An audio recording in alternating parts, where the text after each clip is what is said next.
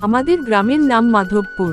এখানে এক পুরনো শ্মশান আছে, মাঠের শেষ মাথায়। মানুষজন দিনে গেলে ঠিক আছে, কিন্তু রাত হলেই কিচ্ছু নিয়ে যাও না, সবাই বলে ওইখানে ভূতের বাস। তবে নন্দু এসব মানে না।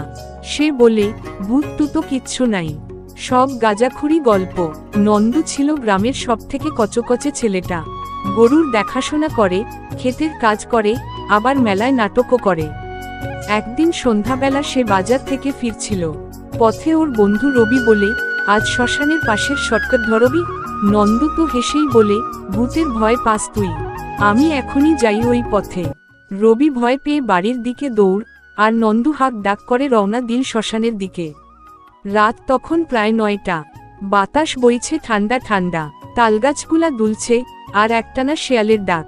হঠাৎ কুয়াশার মধ্যে এক বুড়ি মেয়ে দেখা গেল, কাঁধে একটা মাটির হাড়ি আর মুখে ফিসফিস আওয়াজ। নন্দু থেমে গিয়ে বলে, কে ও মা, এত রাতে? বুড়ি বলল, আমার বাড়ি হারায় গেছে রে বাবা, একটু হাড়ির পানি খেয়ে যা। নন্দু গলা শুকিয়ে গেছে, তাই না ভেবে হাড়ি হাতে নিল। ঠিক তখনই বুড়ির চোখ লাল হয়ে গেল, গলা মোটা হয়ে গর্জন, তুই তো আমার জায়গায় এসেছিস, এখন তোকে আমি ছাড়ব না। নন্দু বুঝতে পারল, এ কোনো মানুষ না, এ তো শ্মশানের ভূত। সে আর দাঁড়ায় না, হাড়ি ছুঁড়ে ফেলে ভ্যা ভ্যা করে দৌড়। কাঁদতে কাঁদতে এসে বাড়ি ঢুকলো। মা বলল, কি হইল বাপু?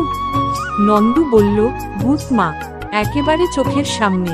পরদিন গ্রামে হইচই, অনেকে বলল, ও তো বুড়ি মনির বউ হবে। পুরনো দিনের কাহিনী, যাকে শ্মশানে পুরাতে নেওয়া হয়, কিন্তু ঠিকমতো সৎকার না হইলে সে ফিরে আসে।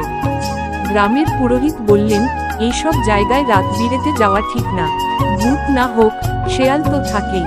তারপর থেকে নন্দু আর শর্টকাট ধরে না, বরং সে এখন বলে, ভূত মানো বা না মানো, শ্মশানের রাস্তা মাইরা চললে টান খায় বই।